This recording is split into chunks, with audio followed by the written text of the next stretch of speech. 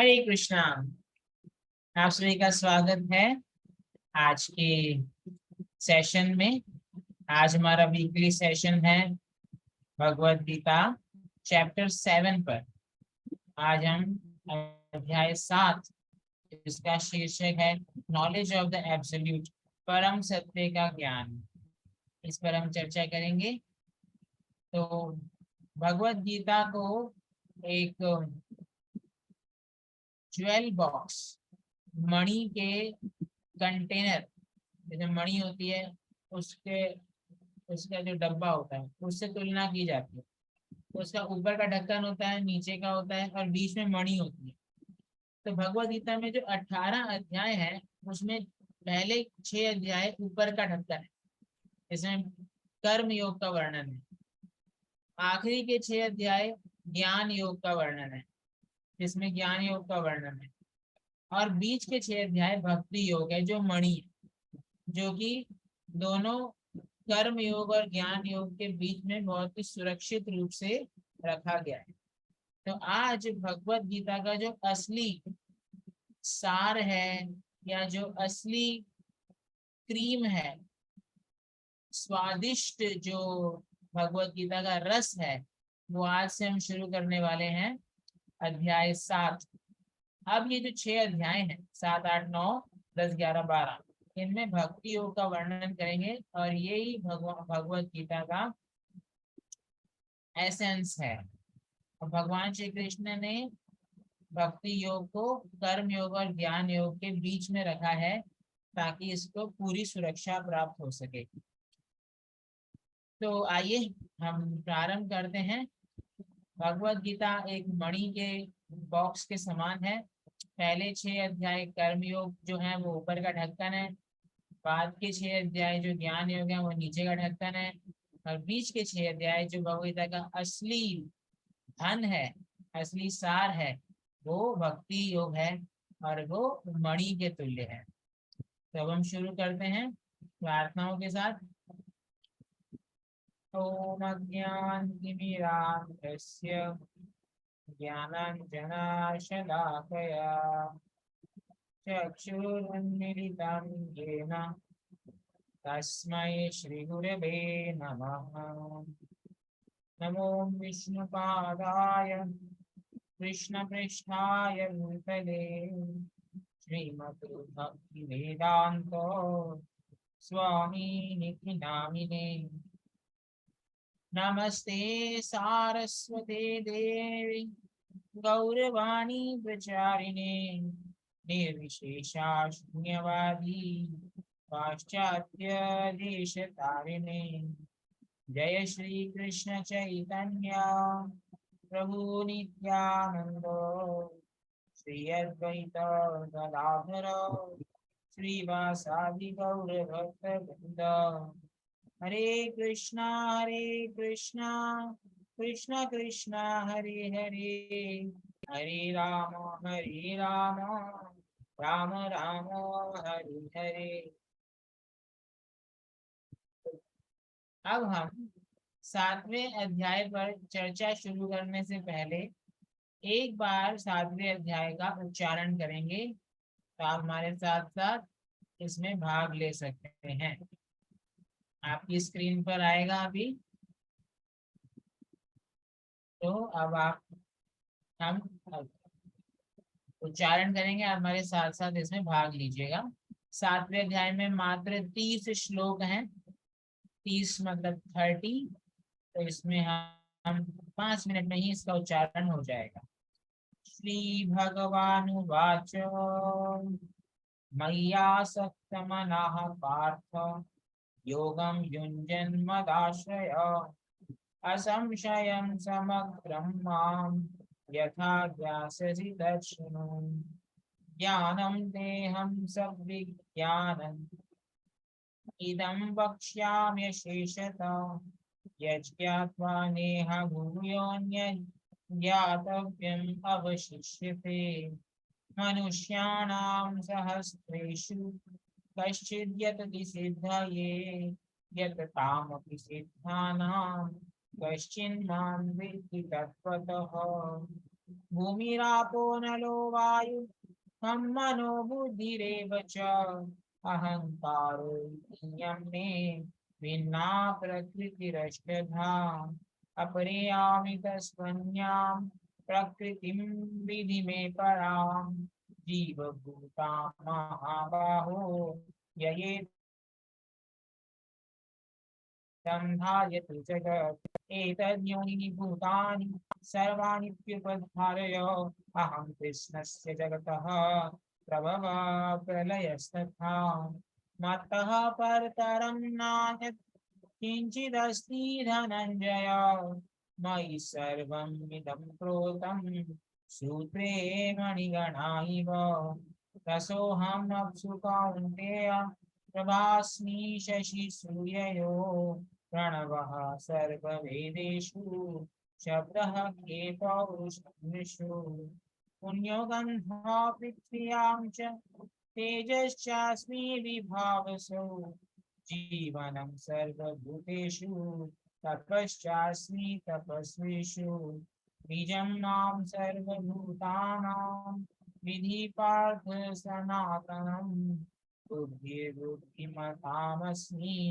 तेजस्तेजस्विनामहम् बलं बलवतां चाहं कामरागविवर्जितं धर्माविरुद्धभूतेषु कामोऽस्मि भरतर्षभ यचैव सात्विका भावा राजसस्तामसश्च ये मत्ता इवेति तान् विद्धि नात्महं तेषु ते मयि त्रिभिर्गुणमयैर्भावैः एवि सर्वम् इदं जगत् मोहितं नाभिजानाति मामेभ्यः परमव्ययम् दैवी एषा गुणमयी मम माया दुरत्यया त्वामेव ये प्रपद्यन्ते मायामेतां तरन्ति ते न मां दुष्कृतिनो मूढा प्रपद्यन्ते नराधमाः मायया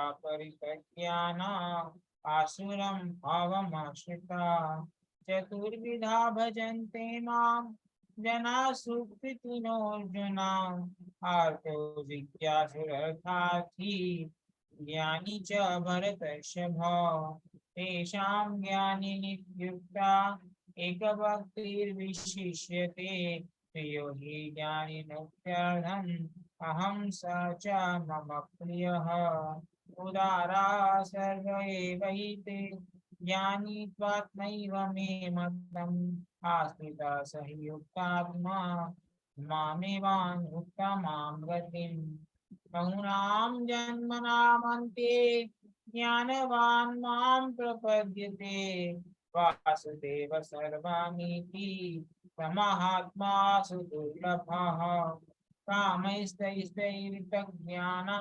प्रपद्यन्त्यन्यदेवता तं तं नियममास्थाय प्रकृत्या नियता स्वया यो यो यां यां तनुं भक्तः श्रद्धयार्चितुमिच्छति तस्य तस्याचलां श्रद्धां तामेव विदधाम्यहम् सतया श्रद्धया युक्तस्तस्याराधनमिहते लभते च ततः कामान् मय्यैव विहितानि तान् अन्तवत्तु फलं तेषां तद्भवत्यल्पमेधसां देवां देवयजो यान्ति मद्भक्ता यान्ति मामपि अव्यक्तं व्यक्तिमापन्नं मन्यन्ते माम बुद्धया परं भावं न जानन्तो ममाव्ययमनुत्तमम् नाहं प्रकाश सर्वस्य योगमाया समावृतो मूढोऽयं नापि जानाति लोकमामजमव्ययम् वेदाहं समतीतानि वर्तमानानि चार्जुन भविष्यानि च भूतानि मां तु वेद न कश्चन इच्छाद्वेषसमुत्थेन द्वन्द्वमोहेन भारत सर्वभूतानि सम्मोहं सर्गे यान्ति परन्तप येषां द्वन्द्वगतं पापं जनानां पुण्यकर्मणां ते द्वन्द्वमोहनिर्मुक्ता भजन्ते माम दुर्गता जरामरणमोक्षाय मामाश्रित्य यतन्ते ये ते ब्रह्म तद्विदु कृत्स्नम् अध्यात्मं कर्म चाखिलम् साधिभूतादिदैवं मां साधियज्ञं च ये विदु प्रयाणकारेऽपि च मां ते विदु युक्तचेतसः। हरे कृष्णा कृष्णा कृष्णा हरे हरे हरे राम राम राम हरे हरे। हरे कृष्णा। भगवत गीता का उच्चारण करके हमको आध्यात्मिक शक्ति प्राप्त होती है। साक्षात भगवान की वाणी है।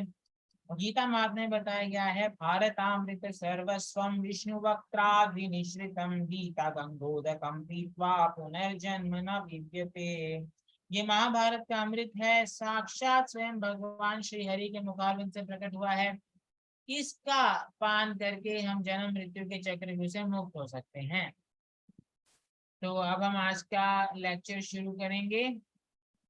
उससे पहले पिछले अध्याय का शॉर्ट फॉर्म क्या था, कोई आप में से हैंड रेस करके बताना चाहेगा? पिछले अध्याय का रिया जी। हरे कृष्णा रिया जी। हरे कृष्णा रिया जी बताइए। हरे कृष्णा। ठीक है, वैभवी जी आप बताइए। हाँ, लास्ट चैप्टर का था इजी, ई फॉर एनिमी और friend, Ashtanga yoga, success and failure and yogi. Very nice. E for enemy और फ्रेंड। एनिमी और friend, very nice. Yes. Ashtanga yoga, then हाँ। Success and failure and Y for yogi. Good. तो इसका अर्थ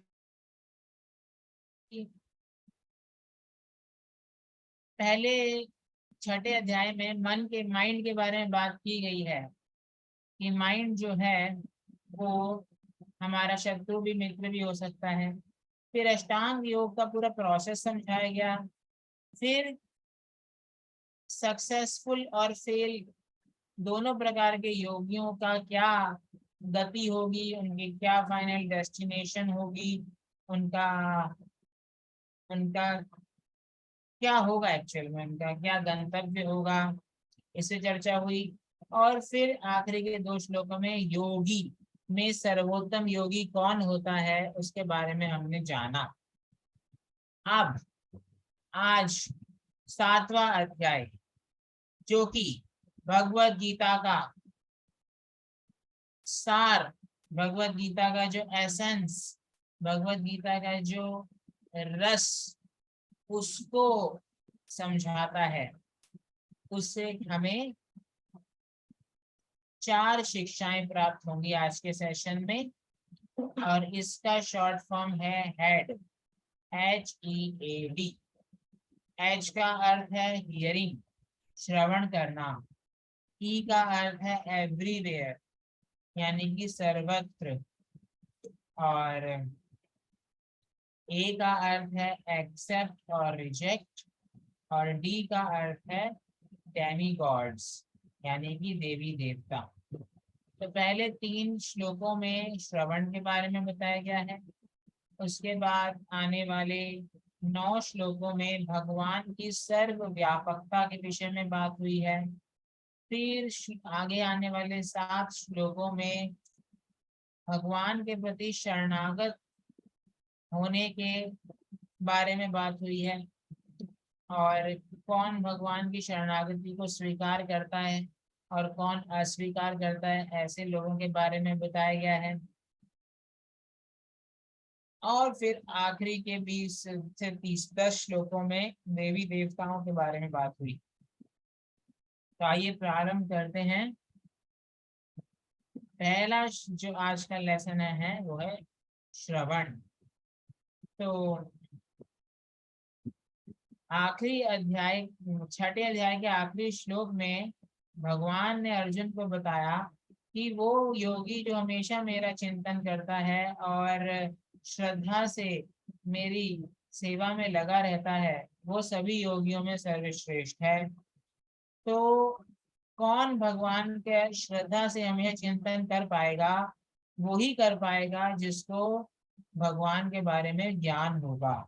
तो इसीलिए अब 7वें अध्याय में भगवान और आगे आने वाले पूरे के पूरे 6 अध्यायों में भगवान श्री कृष्ण अपनी परम स्थिति का ज्ञान अर्जुन को देंगे, खासकर इस अध्याय में। इसलिए इसका नाम है नॉलेज ऑफ द एब्सोल्यूट, परम सत्य का ज्ञान, ताकि अर्जुन की श्रद्धा अटूट हो सके और वो पूर्ण श्रद्धा से भगवान में अपना हृदय और मन केंद्रित कर सके।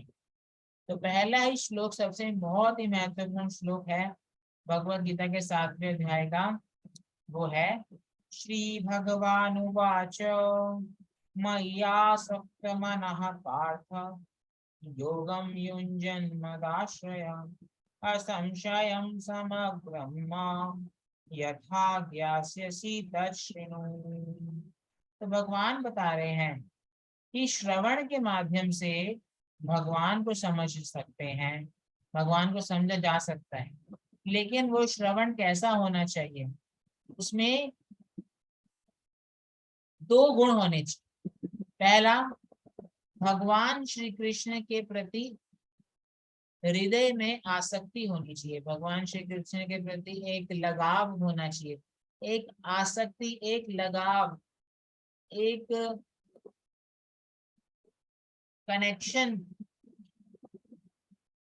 एक उससे जब हम भगवान का श्रवण करेंगे, मई आसक्त मनः, मतलब भगवान श्री कृष्ण के प्रति एक लगाव के साथ हमें श्रवण करना है, आसक्ति के साथ श्रवण करना है। और योगम युंजन मदाश्रयः, यानी कि भगवान की शरण लेते हुए उनका श्रवण करना है। तो जब हम ऐसे करते हैं तो फिर हम पूर्ण रूप से भगवान को समझ सकते हैं। असंशयम समग्रम, समग्रम मतलब पूर्ण रूप से। भगवान वैसे तो अबोध तत्व हैं, भगवान का एक नाम होता है अधोक्षज। अधोक्षज शब्द का अर्थ होता है जिनको हम अपनी बुद्धि और इंद्रियों से समझ नहीं सकते, that which is beyond the purview of our mind and intelligence। अधोक्षज, अधः कृताक्षज ज्ञानम, यानी कि जो कि ज्ञान है संसार में वो लिपिबद्ध हो सकता है।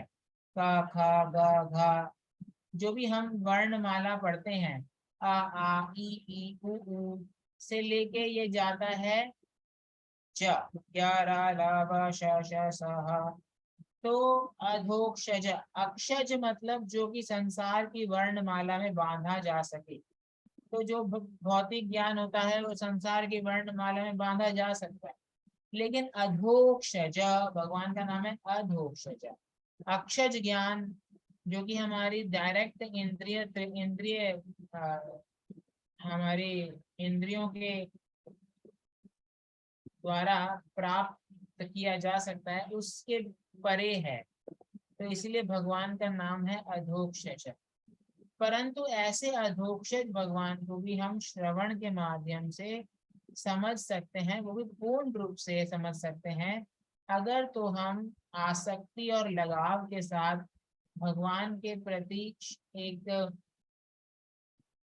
प्रेम के साथ श्रवण करेंगे और उनकी सेवा में लगेंगे। तो योगम युंजन, श्रद्धा से उनका आश्रय लेंगे और उनकी सेवा करेंगे। तो इसके लिए रुक्मिणी जी की कथा आती है। रुक्मिणी जी राजकुमारी थी, विदर्भ के राजा की पुत्री थी। उनके पिता का नाम था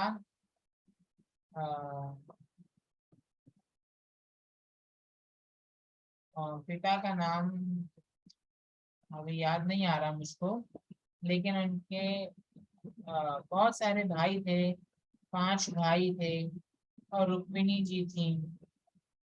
तो रुक्मिणी जी को भगवान श्री कृष्ण के बारे में सुनने का अवसर मिलता था।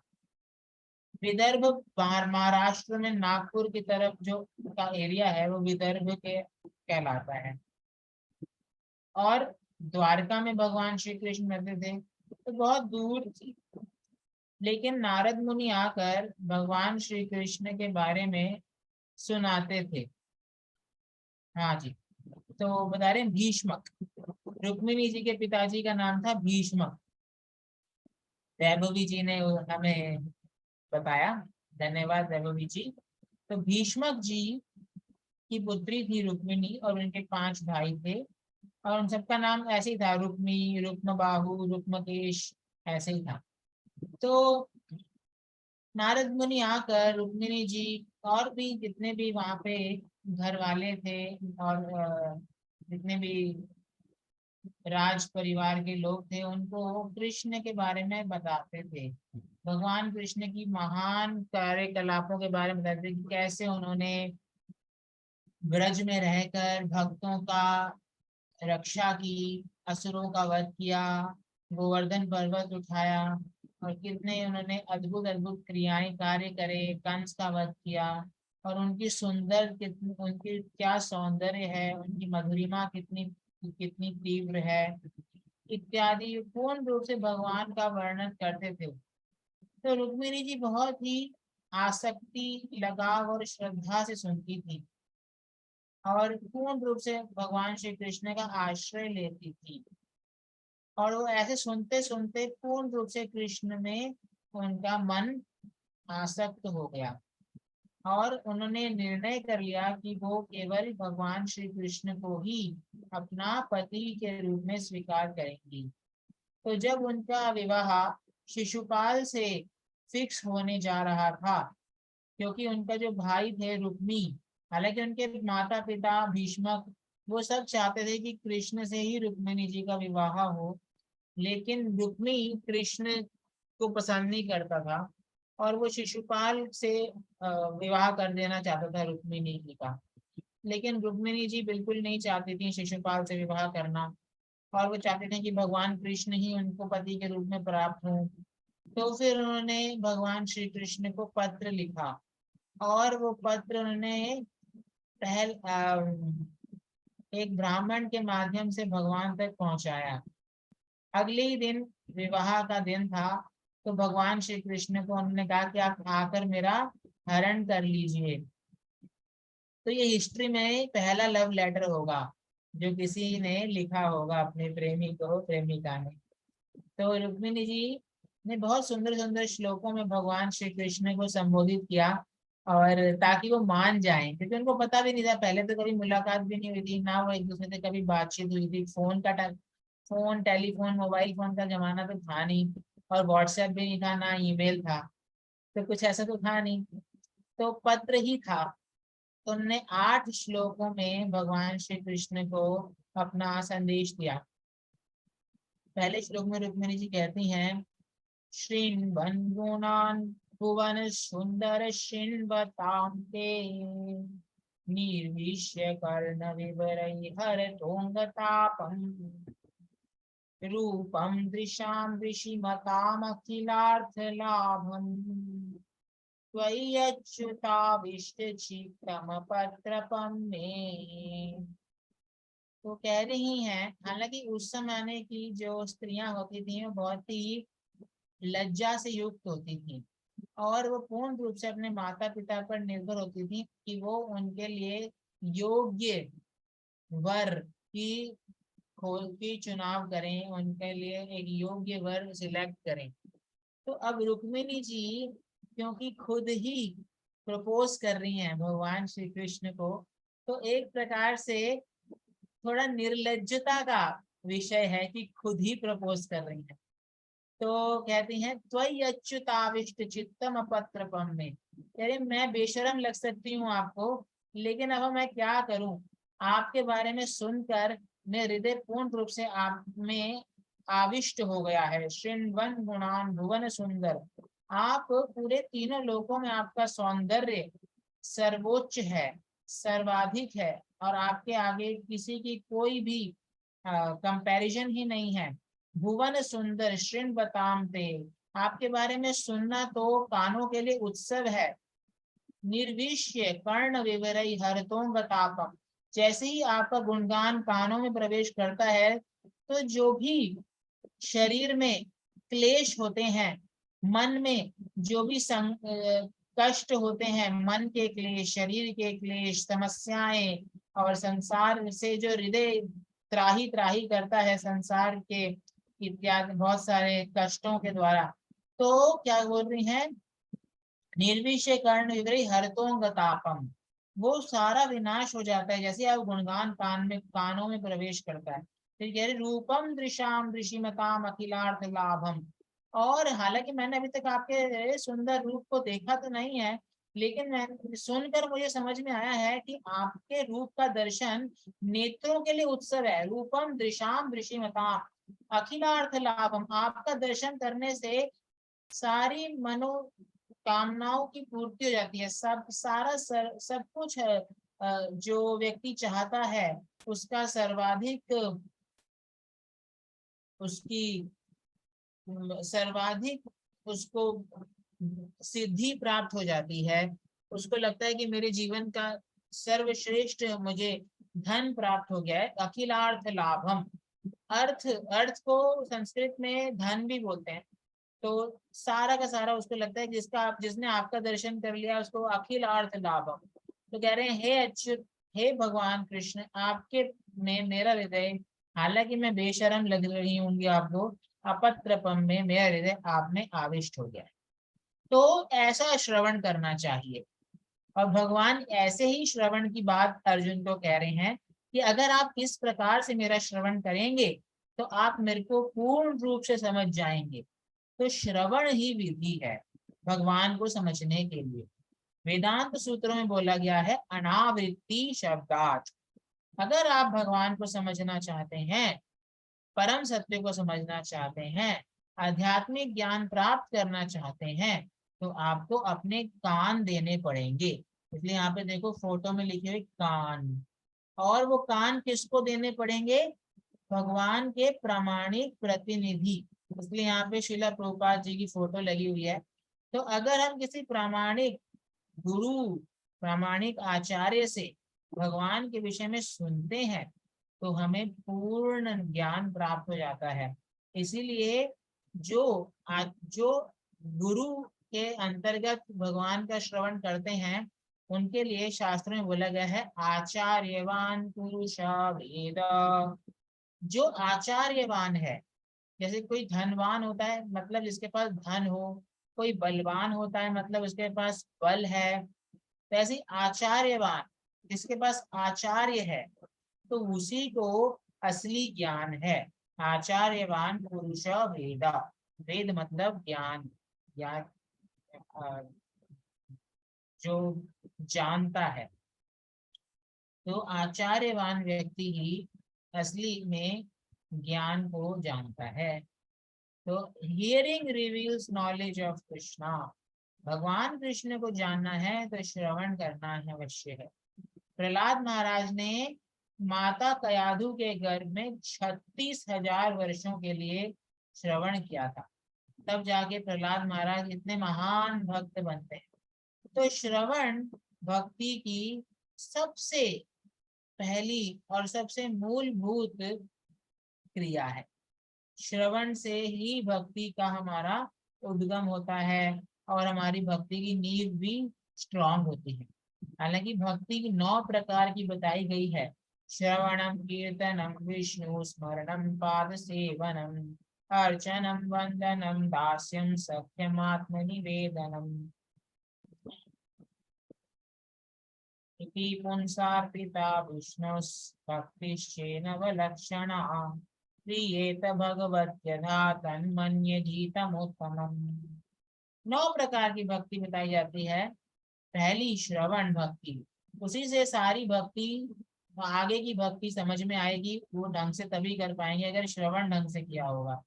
फिर आता है कीर्तन, आपने श्रवण अच्छे से किया तो फिर जब आप सुनकर दूसरों को भगवान का गुणगान करते हैं, जब आप अपने अपने जीवा को, अपने मुख को भगवान के गुणगान के लिए प्रयोग करते हैं, उसे कहते हैं कीर्तन। फिर जब आप श्रवण और कीर्तन करेंगे तो आपको विष्णु स्मरण होगा। तो तीसरी भक्ति है स्मरण भक्ति, भगवान का स्मरण हृदय में होता है। फिर होती है पाद सेवनम, भगवान के चरणों की सेवा करना। तो भगवान के चरणों की सेवा करना मतलब अपने चरणों को यूज करना भगवान के मंदिर जाने के लिए, भगवान के धाम जाने के लिए, वृंदावन जाने के लिए। गोवर्धन पर्वत की परिक्रमा जब हम लगाते हैं, धाम परिक्रमा करते हैं, तो ये सब कार्य भी पाद सेवनम। फिर अर्चनम, भगवान के सुंदर सुंदर विग्रहों, जो प्रतिमाएं होती हैं, उनकी अर्चना पूजा करने से। फिर वो भी भक्ति है पांचवी प्रकार की। छठी प्रकार की भक्ति होती है भगवान को प्रार्थनाएं अर्पित करना, वंदनम, मतलब वंदनम, अर्चनम वंदनम। फिर सातवीं भक्ति है दास्यम। दास्यम मतलब भगवान की सेवा करना, व्यक्तिगत प्रैक्टिकल इंद्रियों को भगवान की सेवा में लगाना, जैसे कि हनुमान जी ने किया। भगवान राम की सेवा में उन्होंने बहुत परिश्रम किया, कठोर परिश्रम किया। तो ये दास्यम। फिर सख्यम, भगवान के साथ मित्रता करना। तो ये अर्जुन भगवान के साथ मित्रता के द्वारा भक्ति करते हैं, तो ये आठवीं भक्ति है। और नौवीं है आत्मनिवेदनम, सब कुछ भगवान को समर्पित कर देना। जैसे बलि महाराज ने वामन देव जी को सब कुछ समर्पित कर दिया था। तो ये 9 प्रकार की भक्ति होती है। उनमें सबसे शुरुआती और सबसे मूलभूत, जिसके ऊपर बाकी पूरी भक्ति की इमारत टिकी होती है, वो है श्रवण। तो भगवान के बारे में सुनना चाहिए, इसलिए भगवान क्या कह रहे हैं, तत् श्रृणु, हे अर्जुन अब सुनो कि कैसे आप मेरे को पूर्ण रूप से समझ सकते हो। और उसके लिए आपको 2 गुणों की जरूरत है, एक तो आसक्ति के साथ सुनना होगा, और दूसरा मेरा आश्रय लेते हुए सुनना होगा, श्रद्धा पूर्वक सुनना होगा। तो अब हम आगे बढ़ते हैं। फिर भगवान कह रहे हैं ज्ञानम ते सविज्ञानम इदम, ज्ञानम ते हम सविज्ञानम इदम वक्ष्यामि यशेषता यज्ञात्वा नेह भूयों यज्ञातव्यम अवशिष्यते। अर्जुन को कह रहे हैं कि मैं जो अब आपको बताने जा रहा हूँ वो केवल ज्ञान ही नहीं है, मेरे बारे में मेरा विज्ञान भी है। ज्ञान का मतलब होता है केवल किताबी ज्ञान, थ्योरिटिकल नॉलेज। और विज्ञान का मतलब होता है वो जो किताबी ज्ञान जब हम अपने जीवन में उतारते हैं तो जो साक्षात्कार महसूस होता है, तो वो होता है विज्ञान। इसलिए ज्ञान को बोला गया है भगवान की महानता, और विज्ञान को बोला गया है भगवान की मधुरता। भगवान की मधुरता समझ जाएंगे हम। तो आप देखिए यहाँ पे 2 फोटो बनी हुई हैं, एक भगवान कृष्ण नारायण महाविष्णु के रूप में विस्तार कर रहे हैं, और महाविष्णु के रोम कूपों से, उनके शरीर से अनंत ब्रह्मांड निकल रहे हैं। तो ये भगवान की महानता है कि ब्रह्मा अनंत कोटि ब्रह्मांड नायक हैं भगवान कृष्ण। महाविष्णु भी उनके विस्तार हैं, जो कि ब्रह्मांड जिनसे निकलते हैं, जो ब्रह्मांड की सृष्टि करते हैं। तो भगवान कृष्ण के भी मतलब महाविष्णु भी उनके विस्तार हैं। तो आदि पुरुष भगवान कृष्ण है, ये भगवान की महानता हुई।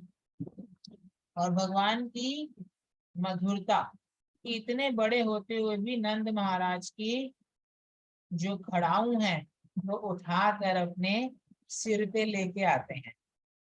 तो ये फोटो देख रहे हैं आप, यशोदा माता और नंद महाराज कैसे कृष्ण नंद महाराज की खड़ाऊ अपने सिर पे रख के लाए। तो ये भगवान की मधुरता है। तो दोनों चीजें समझ में आएंगी हमको, भगवान कह रहे हैं दोनों समझाएंगे, ज्ञानम देहम सविज्ञानमिदम।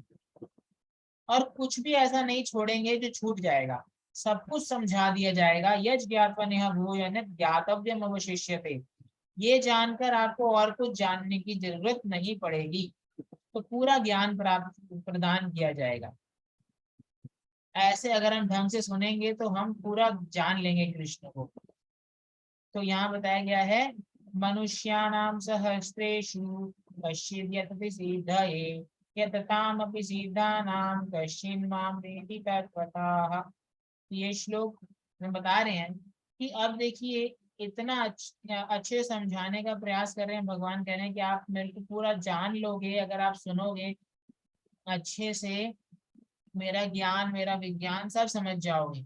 और फिर कह रहे हैं कि आपको एक और बात बताऊं कि ऐसा व्यक्ति जो संपूर्ण रूप से मेरे को समझ जाता है, ऐसा व्यक्ति बहुत दुर्लभ होता है।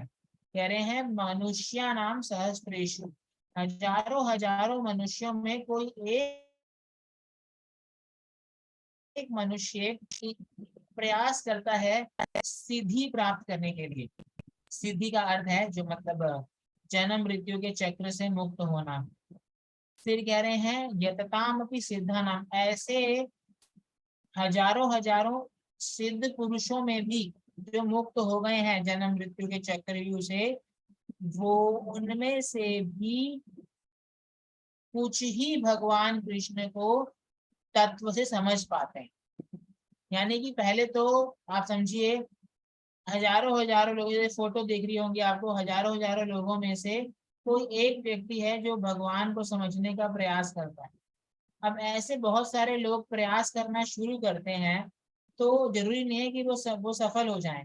तो उनमें से भी कुछ ही सफल हो पाते हैं और बाकी लोग अधकचरे रह जाते हैं। तो ऐसे सफल लोगों में भी जब हजारों लोग होते हैं जो मुक्त हो जाते हैं जन्म मृत्यु के चक्रव्यूह से, वो भी उनमें से भी कुछ ही कृष्ण को समझ पाते हैं। तो आप देख सकते हैं ये डायग्राम में कुछ पूरे सब लोग भौतिक इंद्रिय तृप्ति में लगे हैं, संसार में फंसे हुए हैं। एक व्यक्ति समझ भगवान का आध्यात्मिक सिद्धि प्राप्त करने का प्रयास कर रहा है। फिर ऐसे अनेक सिद्ध पुरुषों में से एक ही कृष्ण को समझ पा रहे हैं। तो कृष्ण को समझना आध्यात्मिक जीवन में भी सर्वोत्तम स्थिति है। आध्यात्मिक जीवन में बहुत सारी स्थितियां हो सकती हैं। एक स्थिति होती है मुक्ति की, कि जब व्यक्ति जन्म मृत्यु के चक्र से मुक्त हो जाता है, परंतु वो तो शुरुआती स्तर है। कृष्ण को समझना आध्यात्मिक जीवन का सबसे ऊंचा पड़ाव है। मतलब जब आप आध्यात्मिक जीवन में भी बिल्कुल परफेक्शन का भी परफेक्शन प्राप्त कर लेते हो तो आप कृष्ण को समझते हो। तो पहले तो व्यक्ति जन्म मृत्यु से मुक्त होता है, फिर वो व्यक्ति नारायण को समझ पाता है, वैकुंठ जाता है, वैकुंठ के योग्य बनता है, और फिर कहीं जाके कृष्ण को समझता है जो कि नारायण के भी आदि स्तोत्र हैं। तो ये आज का पहला लेसन हुआ श्रवण।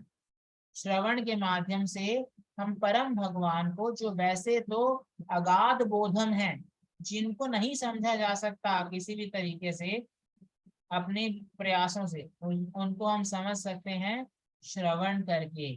प्रामाणिक स्तोत्र श्रवण करना है, ये नहीं किसी से भी श्रवण कर लेंगे। अगर किसी से भी श्रवण करेंगे तो उल्टा असर भी पड़ सकता है। जितना समझना था उससे पहले की हमारा और मतलब विनाश भी हो सकता है। इसलिए हमको प्रामाणिक स्तोत्रों से जो गुरु परंपरा में आते हैं उनसे ही श्रवण करना चाहिए। अब दूसरा लेसन है एवरीवेयर, कि भगवान श्री कृष्ण अगले 9 श्लोकों में बताएंगे कि कृष्ण हर जगह है। कृष्ण की स्थिति आप केवल मंदिर में ही नहीं है, मंदिर में भी है और हर जगह भी है। लेकिन क्योंकि अभी हमारी आंखें इतनी प्रशिक्षित नहीं हुई हैं, या अभी हम आध्यात्मिक जीवन में इतने उन्नत नहीं हुए हैं कि हम भगवान श्री कृष्ण को सर्वत्र देख सकें, इसलिए मंदिर की जरूरत है। और मंदिर में आके लोग भगवान श्री कृष्ण की भक्ति शुरू करते हैं और फिर धीरे धीरे धीरे धीरे धीरे धीरे वो प्रगति करते हैं, और एक दिन आता है जो भगवान श्री कृष्ण को वो सर्वत्र भी देख पाते हैं। तो अब ये लेसन 2 है। अगले 9 श्लोकों में भगवान सिखाएंगे कि कैसे वो सर्वत्र उपस्थित होते हैं। तो आप ध्यान पूर्वक सुनिए। तो भगवान चौथे श्लोक में बता रहे हैं, भूमि आपो नलो वायु मनो बुद्धिरेव च अहंकार इति यम्मे भिन्ना प्रकृतिरष्टधा। तो 8 प्रकार के जो तत्व हैं जिससे पूरी प्रकृति बनी हुई है, ये भगवान श्री कृष्ण की शक्तियां हैं। भूमि, भूमि मतलब भूमि, भूमि। आपो, आपो मतलब जल। अनलो, अनल मतलब फायर, आग। वायु, वायु मतलब वायु, हवा। खम मतलब आकाश, ईथर। फिर ये तो हो गए स्थूल तत्व, जिनको हम अपनी अपनी इंद्रियों से देख सकते हैं।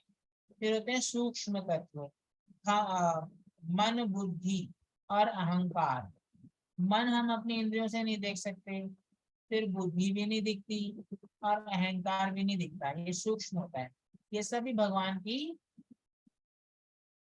शक्तियां हैं। भिन्ना प्रकृति, प्रकृति मतलब शक्ति, तो भगवान की भिन्न प्रकृति है, भिन्न शक्ति है, या कहें तो ये भगवान की इंफीरियर एनर्जी है। फिर भगवान बताएंगे अपनी सुपीरियर एनर्जी के बारे में। अपरियामि तस्त्वन्याम प्रकृतिम विधि में पराम जीव भूता महाबाहो ययेदं धार्यते जगत्।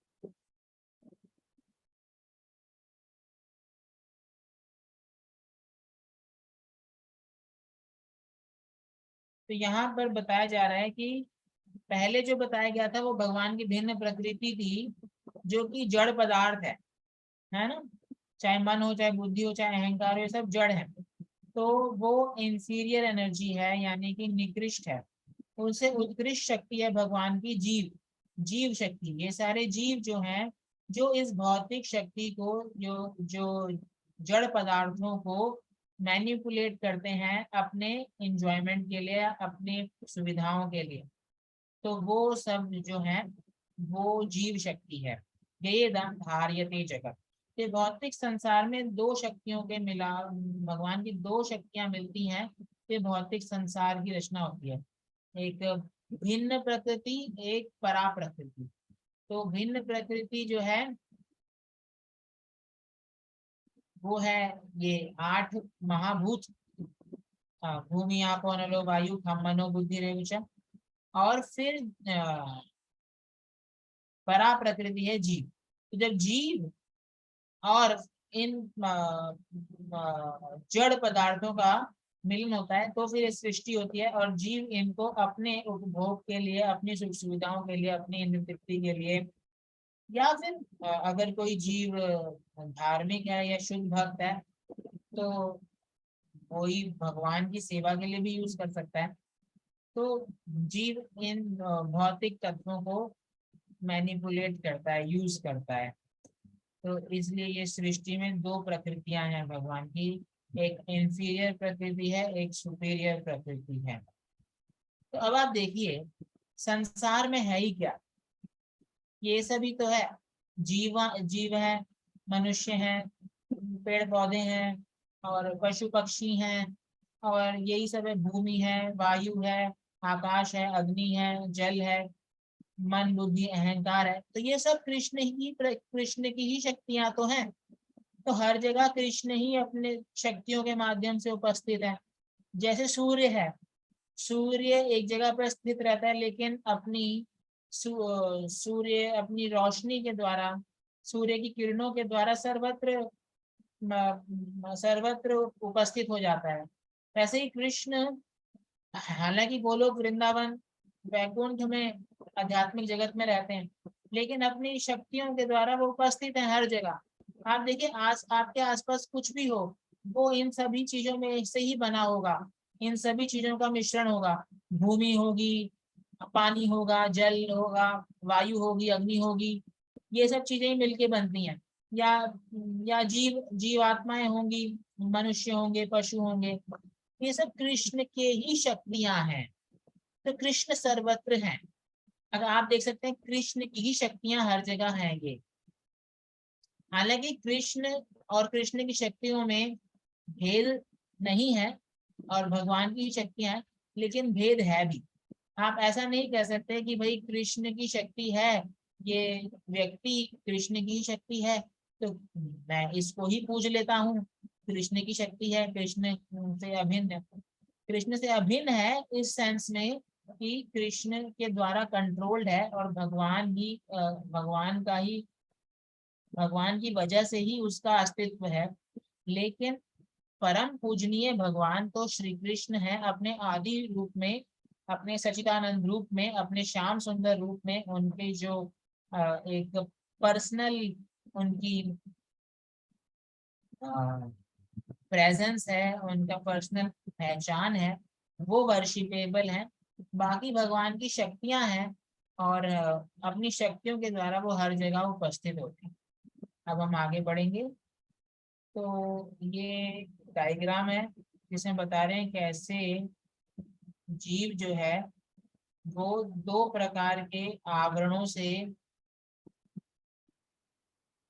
कवर्ड होता है। आत्मा के ऊपर दो प्रकार के शरीर होते हैं, एक होता है सूक्ष्म शरीर, एक होता है स्थूल शरीर। स्थूल शरीर 5 महाभूतों से बनता है, भूमि, अग्नि, वायु, जल, आकाश। और सूक्ष्म शरीर मन, बुद्धि और अहंकार से बनता है। जब जीव जब मृत्यु के समय क्या होता है, जीव एक शरीर से दूसरे शरीर में जाता है, तो वो स्थूल शरीर छोड़ता है, पर सूक्ष्म शरीर नहीं छोड़ता। सूक्ष्म शरीर ही जीव को एक स्थूल शरीर से दूसरे स्थूल शरीर में लेके जाता है। तो जैसा सूक्ष्म शरीर मन, बुद्धि और अहंकार के अंदर विचार और चेतना और भावना होगी, जिस प्रकार का स्मरण होगा, उस प्रकार का ही स्थूल शरीर उसको मिलता है। अगर किसी ने मनुष्य जीवन में रहकर एक कुत्ते के समान जीवन जिया होगा, एक मतलब पशु के तरह भोग वृत्ति वाला जीवन जिया होगा, तो उसका जो सूक्ष्म शरीर है वो एक पशु के सूक्ष्म शरीर जैसा बन चुका होगा, एक कुत्ते के सूक्ष्म शरीर जैसा बन चुका होगा। तो मृत्यु के समय उसका सूक्ष्म शरीर जो कि अभी एक कुत्ते की तरह बन गया है, उसको अब अगले स्थूल शरीर वास्तविक एक कुत्ते के शरीर में लेके जाएगा। और अगर किसी मनुष्य ने ऐसा जीवन जिया है कि उसका सूक्ष्म शरीर शुद्ध आध्यात्मिक हो गया है और दिव्य धरातल पे है, तो वो सूक्ष्म शरीर आध्यात्मिक शरीर में उसको लेके जाएगा। तो सूक्ष्म शरीर जीव को एक स्थूल शरीर से दूसरे स्थूल शरीर में लेके जाता है। तो सूक्ष्म शरीर वही रहता है। जब से हम हैं इस संसार में, अलग अलग शरीर बदल रहे हैं, तब से सूक्ष्म शरीर वही है हमारे साथ। और जब हम जन्म मृत्यु के चक्कर से मुक्त हो जाएंगे, जब हमें मुक्ति प्राप्त होगी, तब जाके ये सूक्ष्म शरीर का विनाश होता है। ठीक है, तो सूक्ष्म शरीर स्थूल शरीर के बारे में हमने आपको बता दिया। अब आ रहा है कि भगवान सबों में सर्वोत्तम है। मत्ता परतरम नान्यत् किंचिदस्ति धनंजय, मयि सर्वम इदं प्रोतं सूते मणिगणा इव। तो बता रहे हैं कि कोई भी सभी सत्यों में परम सत्य भगवान ही है। मत्ता परतरम नान्यत् किंचिदस्ति धनंजय, सभी चीजों में सर्वोत्तम कृष्ण है, उनसे ऊपर कोई नहीं है, और वो हर चीज के सूत्रधार हैं। जैसे एक मणि होती, जैसे ये माला दिख रही होगी आपको, ये माला जो है, माला एक धागे पे टिकी होती है, बहुत सारी मणियां। तो वो धागा कृष्ण है, चाहे दिख नहीं रहे हों, लेकिन इस पूरे संसार को धारण करने वाले भगवान कृष्ण है। हर चीज अपने समय से हो रही है, अपने कक्षा में हो रही है, उसमें हर चीज सुव्यवस्थित है। तो भगवान श्री कृष्ण उसके पीछे हैं। ठीक है, तो हर चीज की सर्वव्यापकता में कृष्ण की उपस्थिति है। अब बता रहे हैं ये श्लोकों के द्वारा कि कैसे भगवान श्री कृष्ण केवल तत्वों में ही नहीं है, भगवान श्री कृष्ण जीवन की हर पहलू में भी है। केवल भगवान श्री कृष्ण एलिमेंट्स में नहीं है, एलिमेंट्स में तो है ही है, भूमि है, अग्नि है, जल है, वायु, आकाश है, ये सब तो है ही है। लेकिन जो जीवन शैली है, जीवन जीने के गुण हैं, और जीवन जीवन की बहुत सारी जो फंक्शनैलिटीज हैं उनमें भी भगवान कृष्ण है। तो आप हम ये देखेंगे, रसोहम अप्सु कौन्तेया प्रभास्मि शशि सूर्ययो प्रणवः सर्ववेदेषु शब्दके पौरुषं ऋषु पुण्यो गन्धा प्रियां च तेजश्चास्मि विभावसौ जीवनं सर्वभूतेषु तपश्चास्मि तपस्विषु निजं मां सर्वभूतानां विधि पार्थ सनातनम बुद्धिर्बुद्धिमतामस्मि तेजस तेजस्वी नामहं बलं बलवतां चाहं कामराग विवर्जितं धर्मो विरुद्ध भूतेषु कामोऽस्मि भरतर्षभ। तो यहाँ पर बहुत अलग अलग तरीकों से भगवान समझा रहे हैं कि वो जीवन की किन किन अवस्थाओं को रिप्रेजेंट करते हैं। रसो हम अक्षु कौन्तेय, तो जो जल है, जल का स्वाद कृष्ण है। हालांकि केमिस्ट्री में अगर आप देखेंगे तो केमिस्ट्री में पानी को टेस्टलेस बताया जाता है, पानी का कोई टेस्ट नहीं बताते, ना स्वीट ना सोर, जितने भी अलग अलग टेस्ट हैं, लेकिन पानी का एक अलग ही टेस्ट होता है। और उसका अनुमान हम तब लगा सकते हैं जब आप निर्जला व्रत करेंगे और अगले दिन जब व्रत को तोड़ने का टाइम आएगा, तो जब आपको बहुत प्यास लग रही होती है तब आपको जल का महत्व समझ में आता है। जैसे आज एकादशी है, आज है परम एकादशी, पुरुषोत्तम अधिक मास चल रहा है, वैसे बहुत महत्वपूर्ण है इस, ये मास ही बहुत अच्छा है भगवान की भक्ति के लिए, और उसमें भी एकादशी है। तो अगर किसी भक्त ने निर्जला एकादशी व्रत रखा होगा कि वो पूरा जल नहीं पी रहा होगा, पिछले 24 से 36 घंटे तक जल नहीं पिएगा, तो जो जल का इम्पोर्टेंस है उसको समझ में आएगा। और जब वो व्रत तोड़ेगा तो पहला घूंट जो पिएगा जल का, तो जो उसको आनंद आएगा, जो उसको स्वाद मिलेगा, वो कृष्ण है। तो कृष्ण ही जल को वो शक्ति प्रदान करते हैं जिसके द्वारा जल हमारी प्यास बुझा पाता है। नहीं तो हमारी प्यास बुझाने की लिए हम देखें, चाहे हम कोई भी चीज पी के देख लें, चाहे फैंटा पिए, चाहे मिरिंडा पिए, चाहे कैंपा पिए, चाहे कुछ भी पिए, जैसे बोलते हैं ना, स्प्राइट बुझाए प्यास बाकी और बकवास, तो ये सब बकवास है। केवल असली में प्यास तो जल ही बुझा सकता है, और क्योंकि जल में कृष्ण का वास है, उसमें भगवान भगवान ही उसका रस है जो कि विचित्र है, उससे ही प्यास बुझती है। इसलिए जब असली प्यास लगती है तो लोगों को जल ही चाहिए, स्प्राइट व्राइट कोई नहीं मांगता। थोड़ा इंद्र तृप्ति के लिए लोग स्प्राइट जरूर पी लेते हैं, लेकिन प्यास बुझाने के लिए तो हर कोई जल ही पीता है। अब नेक्स्ट, प्रभा अस्मि शशि सूर्ययो। तो यहाँ पे आप देखिए कि भगवान कृष्ण सूर्य की रोशनी है और चंद्रमा की भी रोशनी है, भगवान श्री कृष्ण ही है। तो आप देखिए सूर्य का बहुत महत्व है कि संसार में ये प्रकाश होता है, और चंद्रमा भी रात्रि के समय प्रकाश देता है। सूर्य की रोशनी की वजह से संसार में ऊर्जा है। अगर सूर्य रोशनी ना दे तो ना तो पेड़ पौधे उगेंगे, ना फसलें होंगी, ना, मतलब हम पूर्ण रूप से डिपेंडेंट हैं सूर्य की रोशनी पे अपने जीवन के लिए। अगर सूर्य रोशनी देना बंद कर दे तो विनाश हो जाएगा। वैसे ही चंद्रमा की रोशनी से बताया जाता है कि रात्रि के समय चंद्रमा जो रोशनी देता है उससे जो ठंडक मिलती है, और उससे सारी की सारी जो आयुर्वेदिक दवाइयां हैं, जो जो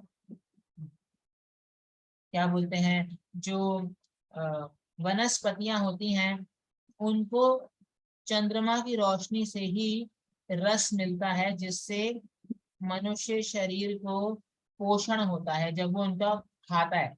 जैसे हम फसलें उगती हैं या स्वादिष्ट फल उगते हैं, जैसे चाहे सेब हो गया मीठा मीठा, चाहे अंगूर हो गए, ये सब, इन सब में जो स्वाद आता है, जो रस आता है, वो ये चंद्रमा की रोशनी से ही वनस्पतियों में, चाहे वो अलग अलग प्रकार के जो फसलें हैं, फसलों में रस आता है या टेस्ट आता है, या जो दवाइयां हैं, दवाइयों में भी शक्ति आती है, पोटेंसी आती है। इसलिए बोला जाता है, काम आविष्य जो 15वें अध्याय में आता है, सोमो भूत्वा रसात्मका, कि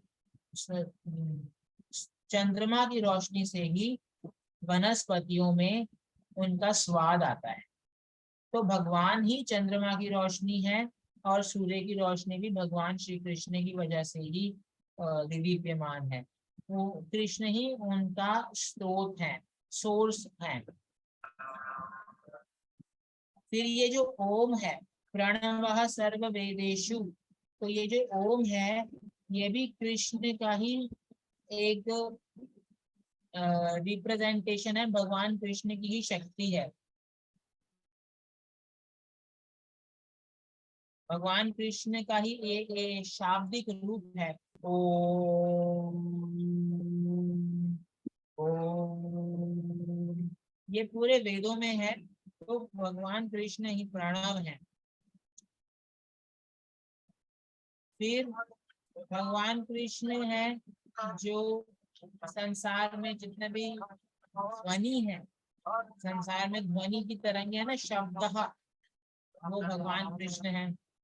फिर ये जो व्यक्ति इतना बल दिखा रहा है, पौरुषम ऋषु, जो बलवान व्यक्ति के अंदर बल है, शक्ति है, वो भी कृष्ण का ही सूचक है, उन्हीं के कारण है। फिर पुण्यो गंधा पृथ्व्याम च, जब आप देखते हैं कि जो मिट्टी होती है, उसकी उसकी बहुत ही अच्छी खुशबू होती है, वो खुशबू कृष्ण है। कृष्ण से ही ये संभव हो पाया। अब आप देखिए, ये सब चीजें हम चाहकर भी निर्माण नहीं कर सकते, तो भगवान कृष्ण ही ये सब महत्वपूर्ण चीजों के वो हैं, प्रदाता हैं। फिर तेजस चास्मि विभावसु, जो अग्नि है उसका जो तेज है, वो भगवान श्री कृष्ण है। तो ये सब भगवान श्री कृष्ण की ही विभूतियां हैं। बुद्धिमान लोगों की बुद्धि भी कृष्ण से आती है, चाहे कोई न्यूटन हो, चाहे आइंस्टाइन हो, सब भगवान कृष्ण ही बुद्धि या आइडियाज प्रदान करते हैं साइंटिस्ट को। ऐसा नहीं कि उनके दिमाग में बत्ती जल जाती है, तो बत्ती जलाने वाले कृष्ण है। यह बुद्धि बुद्धिमता, तो हर जगह जीवन के हर पहलू में कृष्ण है। अपनी शक्तियों से, अपने विभूतियों से, कुछ भी कृष्ण के बिना संभव नहीं। ये भगवान भगवत गीता में स्थापित कर रहे हैं। इसलिए ये सब कुछ जानकर एक बुद्धिमान व्यक्ति भगवान कृष्ण को शरणागत होता है।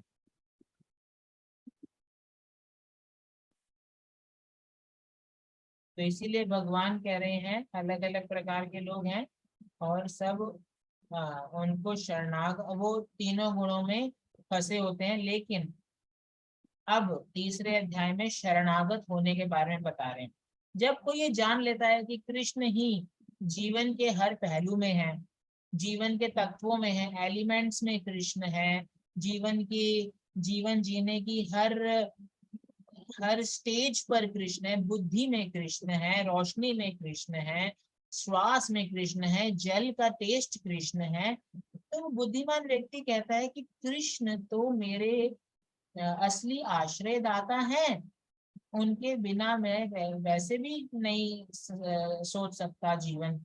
तो व्यक्ति समझ जाता है कृष्ण की महानता, कृष्ण की स्थिति। तो वो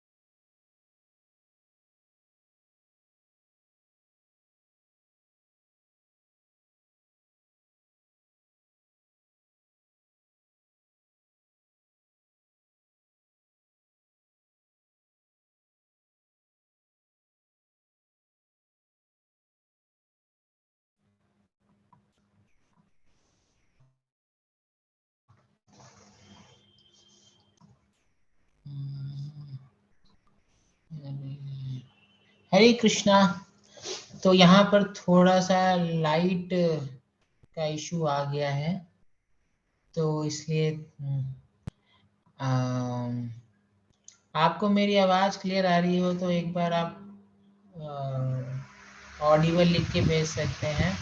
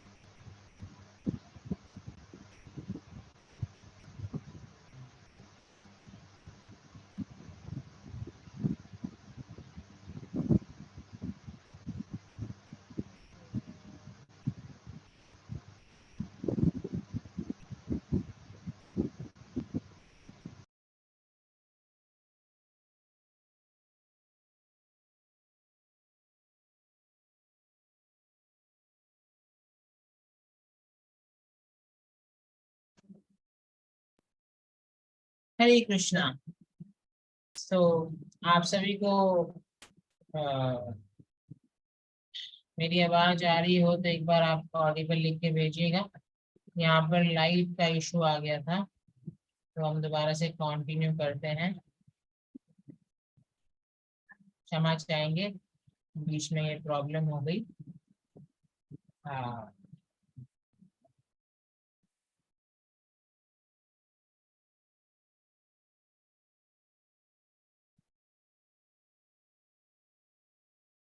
तो हम थे कि अब जो लोग भगवान श्री कृष्ण की इतनी महानता को देख लेते हैं, तो कुछ लोग भगवान को शरणागत हो जाते हैं और कुछ आसुरी प्रवृत्ति के लोग शरणागत नहीं होते। तो अब ये तीसरा लेसन है, एक्सेप्ट और रिजेक्ट।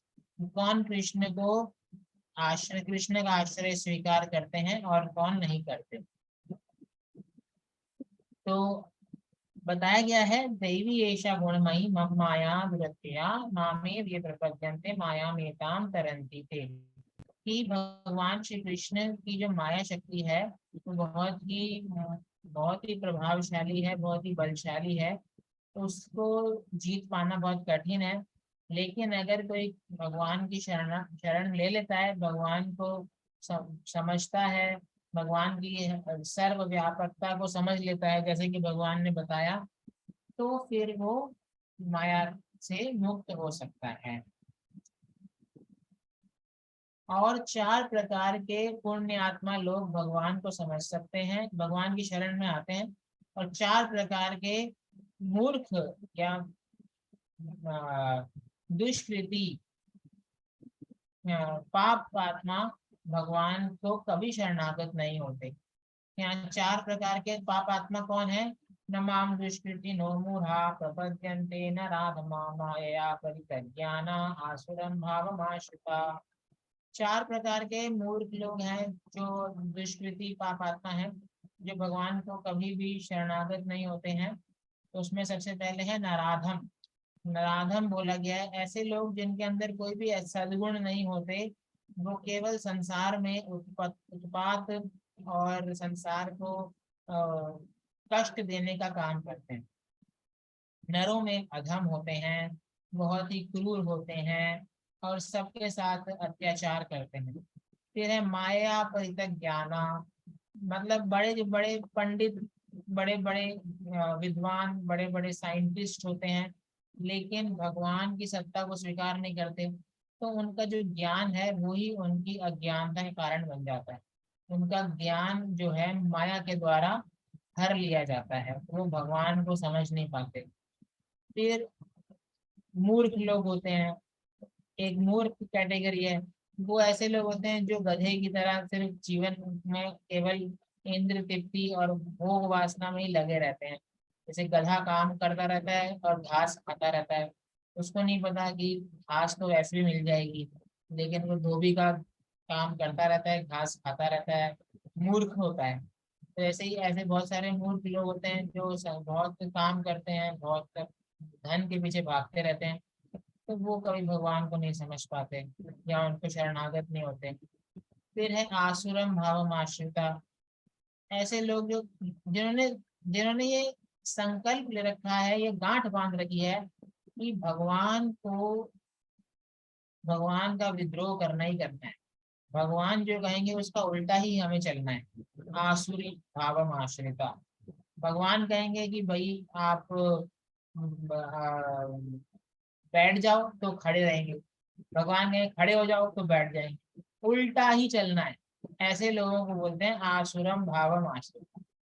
जैसे कि दुर्योधन को भगवान ने, ऐसे बहुत सारे एग्जाम्पल आते हैं, दुर्योधन को भगवान श्री कृष्ण ने कुछ कहा तो वो हमेशा ही डाउट करता रहता था, तो वो उल्टा ही करता था जो भी कृष्ण कहते थे। तो ये हो गए चार लोग ऐसे जो भगवान को कभी शरणागत है। फिर चार पुण्य आत्मा होते हैं जो भगवान को शरणागत होते हैं। वो कौन कौन से होते हैं? आर्तो, जो बहुत ही कष्ट में होते हैं, बहुत, मान लो किसी का बीमारी हो रखी है, बहुत जीवन में कष्ट है, जैसे द्रौपदी के साथ था, तो वो आर्त हो, कष्टों में जो होते हैं। फिर जिज्ञासु, जिज्ञासु वो जो कि आध्यात्मिक जीवन के बारे में जानना चाहते हैं, उनकी इच्छा है, जिज्ञासा है। फिर अर्थार्थी, जो धन चाहते हैं, जो बहुत ही अभी धन कड़की चल रही है, निर्धन है, तो वो अर्थ आर्थी, धन की जिनको जरूरत है। फिर ज्ञानी, ज्ञानी जो होते हैं वो लोग होते हैं जो आध्यात्मिक जीवन में ज्ञान ज्ञान प्राप्त कर चुके होते हैं, अब वो और आगे बढ़ना चाहते हैं आध्यात्मिक जीवन में। ये चार लोग होते हैं जो कि कष्टों में है, जो जिज्ञासु हैं आध्यात्मिक जीवन में आगे बढ़ने के लिए, जो धन की जिनको जरूरत है, और जो आध्यात्मिक ज्ञान तो प्राप्त कर चुके हैं, लेकिन अब आध्यात्मिक ज्ञान प्राप्त करके और आध्यात्मिक प्रगति करना चाहते हैं। तो ये चार प्रकार के लोग भगवान की शरण ग्रहण करते हैं। तो ये आर्त लोग हैं, ये भगवान की शरण ग्रहण करते हैं। ये पैसे की जरूरत में है, ये भगवान की शरण ग्रहण करना चाहते हैं, जानना चाहते हैं क्या क्या जीवन है, क्या सत्य है। और ये ज्ञानी लोग हैं जो आध्यात्मिक जीवन में आगे बढ़ना चाहते हैं।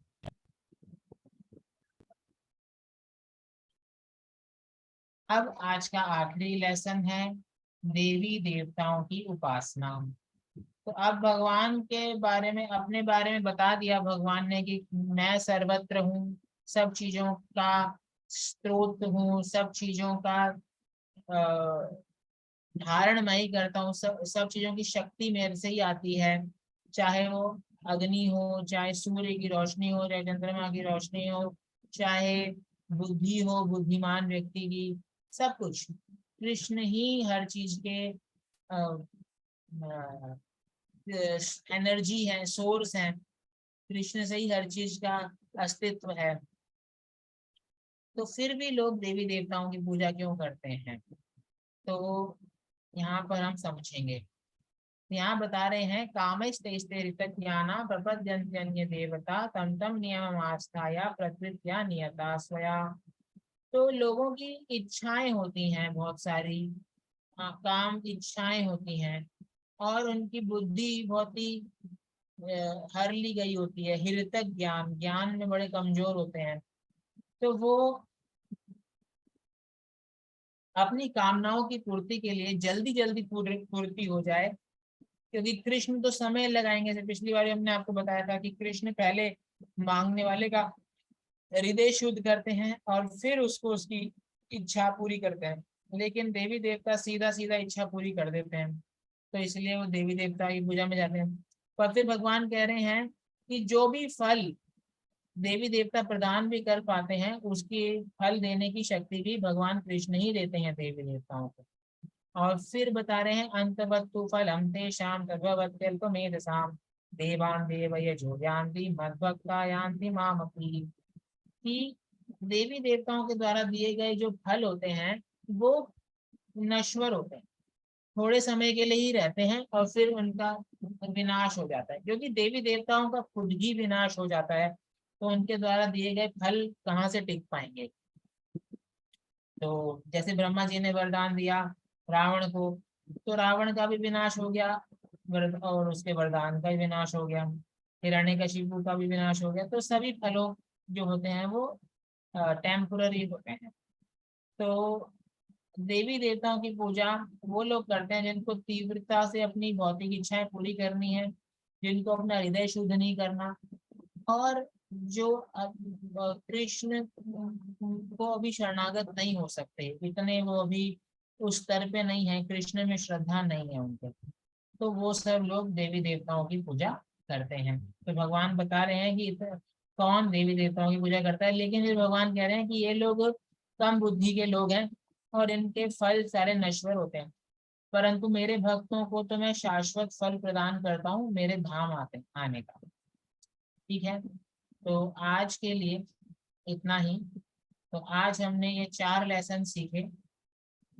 श्रवण का महत्व, भगवान की सर्वव्यापकता, हियरिंग एवरीवेयर, एक्सेप्ट और रिजेक्ट, ये जानकर कि भगवान हर चीज में, हर हर वस्तु में और जीवन के हर पहलू में वास करते हैं, सब चीजें उन्हीं के ऊपर आश्रित हैं, उन पर ही वही सब चीजों को धारण करते हैं। तो कुछ लोग उनका आश्रय ग्रहण करते हैं और कुछ लोग नहीं करते। और फिर देवी देवताओं के उपासना के बारे में हमने जाना। तो आज का शॉर्ट फॉर्म है हेड, चैप्टर 7।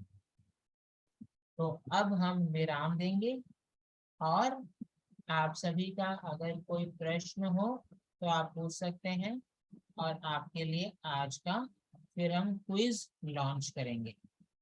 तो आप हैंड रेज कर सकते हैं प्रश्न पूछने के लिए, नहीं तो फिर हम क्विज आपके लिए लॉन्च करते हैं।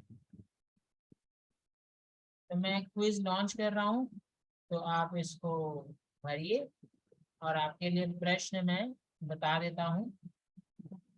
तो प्रश्न ये है, पहले और दूसरे में तो आपको अपना नाम और नंबर लिखना है। तीसरा प्रश्न है जो आज की क्लास में हमने चर्चा की, आज की क्लास का जो शॉर्ट फॉर्म है वो क्या है, आज का चैप्टर 7 का जो शॉर्ट फॉर्म है वो क्या है, और उसका जो पहला अक्षर है उसका क्या मतलब है। ठीक है, आज की क्लास का शॉर्ट फॉर्म क्या है और उसके पहले अक्षर का क्या मतलब है। तो आप इसको जल्दी से भर दीजिए, आपको हम 2 मिनट दे रहे हैं। और फिर आप सबके लिए एक विशेष सूचना है जो हम आपको अनाउंस करेंगे। तो जो कोई प्रश्न हो तो हैंड रेस करके पूछ सकते हैं।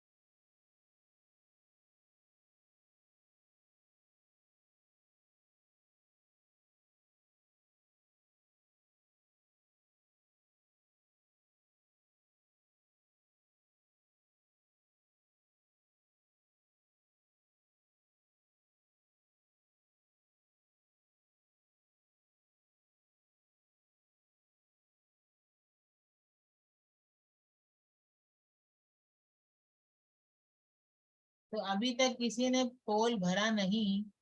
आप लोगों को पोल मिल रहा है? आप चैट बॉक्स में बताइए एक बार।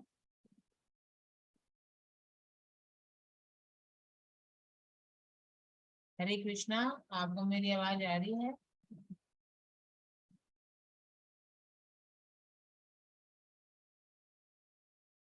ओके। तो अब आप सभी के लिए एक विशेष सूचना, आप ध्यान पूर्वक सुनिएगा। भगवत गीता में भगवान श्री कृष्ण बताते हैं 18वें अध्याय में,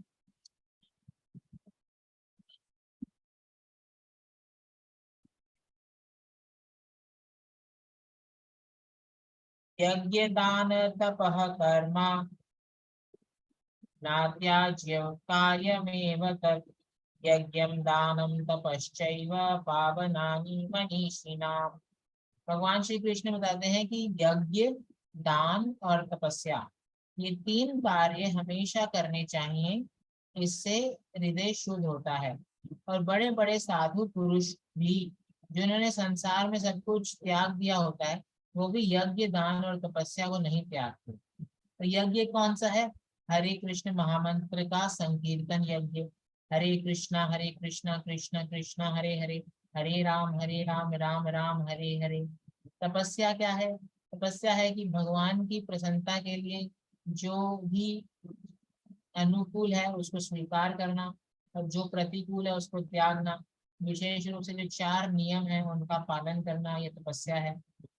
और दान, दान यानी कि जो भी हम अपने संसार में धन कमाते हैं आजीविका के लिए, उसको हमें भगवान की सेवा के लिए कुछ ना कुछ उसमें से हमें दान देना चाहिए।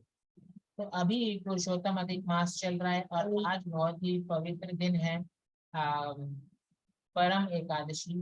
और कुछ ही दिनों में, एक महीने में लगभग, बहुत ही विशेष और मनोहारी पर्व श्री कृष्ण जन्माष्टमी भी आने वाला है। तो हम ये जो प्रयास कर रहे हैं भगवत गीता के प्रचार प्रसार का, जन जन जन तक भगवान की शिक्षाओं को हम पहुंचाने का प्रयास कर रहे हैं। तो उसके लिए आप सहयोग कर सकते हैं और भगवान की सेवा में अपनी धन राशि में से कुछ दान आपको आप कर सकते हैं। ये भगवत गीता की परम शिक्षा है। 18वें अध्याय भगवान कहते हैं कि दान जरूर करना चाहिए। और आज बहुत ही अच्छा पर्व है, तो आपसे हम अनुरोध करेंगे कि आप अपनी क्षमता से जितना संभव हो, और थोड़ा क्षमता से अधिक, जिससे थोड़ा आप भगवान भी देखें कि आप भगवान के सेवा में और तत्पर हैं, आप दान कीजिए। हम अपने व्हाट्सएप ग्रुप में एक फॉर्म, गूगल फॉर्म सर्कुलेट कर रहे हैं अभी। तो उसमें आप जितना संभव हो, आप 5 मिनट निकाल के अभी आप अपना सेवा भेजिए, जिसके द्वारा भगवान की विशेष कृपा आपको प्राप्त होगी। आज एकादशी भी है और जन्माष्टमी का भी अवसर आने वाला है। तो हमको भी आपके सहयोग की जरूरत है, ताकि हम ज्यादा से ज्यादा गीता का ये प्रचार प्रसार अच्छे से कर सकें। तो आप इस सेवा के दान की, डोनेशन की सेवा को जरूर स्वीकार कीजिएगा, और आपको भी विशेष लाभ होगा। बलि महाराज ने भगवान श्री कृष्ण की सेवा में, वामन देव की सेवा में अपना सब कुछ समर्पित कर दिया था, लेकिन अल्टीमेटली उनको महाजन की उपाधि प्राप्त हो गई, और भगवान वामन देव हमेशा हमेशा के लिए उनके द्वारपाल बन गए। तो भगवान को देने से हमें कभी कमी भी नहीं होती, और ऐसा देने से हमारा हृदय शुद्ध होता है। तो आप इसमें जितना हो अपनी क्षमता से थोड़ा अधिक प्रयास कीजिए, ताकि भगवान देखें कि आप तत्पर हैं सेवा के लिए। तो हमने ग्रुप में फॉर्म शेयर किया है, तो आप इसमें अपनी सेवा समर्पित कर सकते हैं। आज एकादशी है और पुरुषोत्तम अधिक मास भी है, और जन्माष्टमी भी बस 1 महीना ही दूर है। तो आपकी सेवा से हमें एनकरेजमेंट मिलता है, उत्साह बढ़ता है गीता के प्रचार में। तो आप सभी का बहुत धन्यवाद। अब हम यहीं पे विराम देते हैं और हम आप सभी से अब अगले सेशन में मिलेंगे। आप सभी का बहुत बहुत धन्यवाद। हरे कृष्णा।